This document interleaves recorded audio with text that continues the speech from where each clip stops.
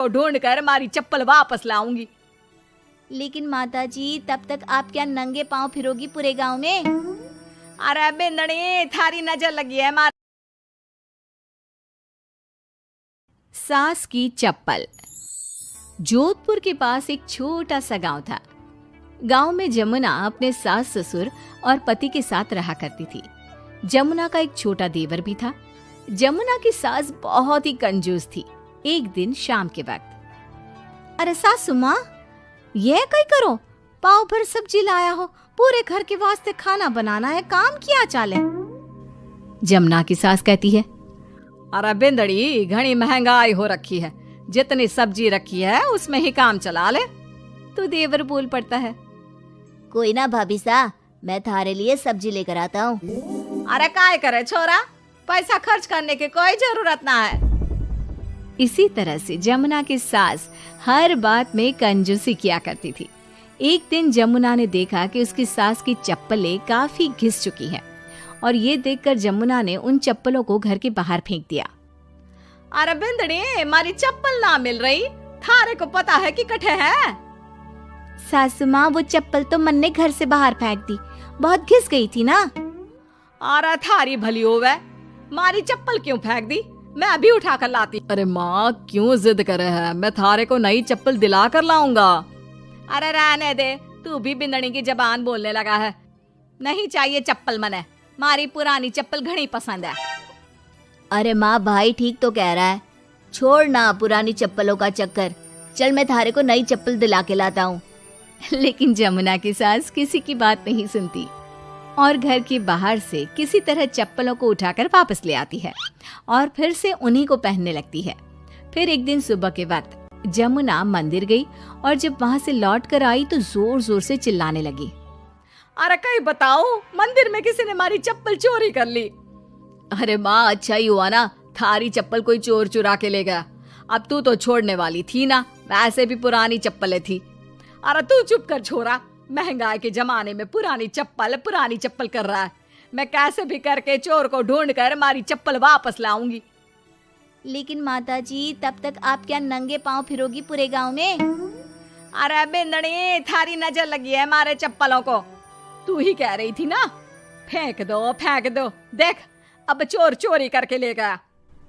उस दिन के बाद जमुना की सास नंगे पांव ही गांव में घूम घूम कर अपनी चप्पलें ढूंढने लगी और कुछ ही दिनों के बाद जमुना की सास को अपनी टूटी चप्पल एक गरीब औरत के पैरों में नजर आई।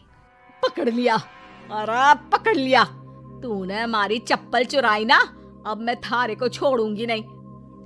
अरे माँ जी, मंदिर में पड़ी थी, पुरानी चप्पल है, मारे को लगा किसी के काम की ना है, इसलिए उठा ले आई। अरे पहनने दो ना मारे को। आई बड़ी पुरानी चप्पलों वाली, एक तो हमारी चप्पल चुरा ली, ऊपर से आंखें दिखा रही है, चल वापस दे चप्पल। तभी छोटा बेटा वहां पहुंच जाता है और अपनी माँ को इस तरह देखकर कहता है, अरे माँ, क्या कर रही है, अच्छा ना लगे, छोड़ दे, बेचारी गरीब औरत है। मैं कह रहा हूँ ना, मैं थारे को नई चप्पल दिला कर लाऊंगा। ना बेटा, चप्पल तो मैं यही वाली पहनूंगी। ऐसा कहकर जमुना की सास ने उस गरीब औरत से वो चप्पलें छीन ली। इतने पैसे वाली होकर मुझ गरीब से टूटी चप्पल भी छीन ली, अरे भगवान भला करे थारा। जमुना की सास की जिद के आगे किसी की एक ना चली और उसने फिर से वही पुरानी चप्पल पहनना शुरू कर दिया। एक दिन जमुना का पति बिना अपनी माँ को बताए उनके लिए सुंदर जूतियां लेकर आ गया और उसने वही जूतियां लाकर अपनी पत्नी जमुना को दिखाई। देख जमुना, माँ के वास्ते कितनी सुंदर जूतियां लाया हूँ, माँ देखेंगी तो खुश हो जाएंगी। आप तो जूतियां ले आए हो, लेकिन सासू माँ ये जूतियां पहनेंगी ना, वो तो अपनी पुरानी चप्पल ही पहनने वाली है।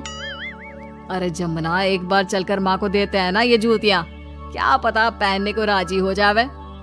माँ देख तो, थारे वास्ते मैं कितनी सुंदर जोधपुरी जूतियां ले आया हूँ। अरे ये क्या करे छोरा, इतना पैसा खर्च करने की क्या जरूरत है, मारे को ना चाहिए इतनी महंगी जूतियां, तू वापस देकर आ जा।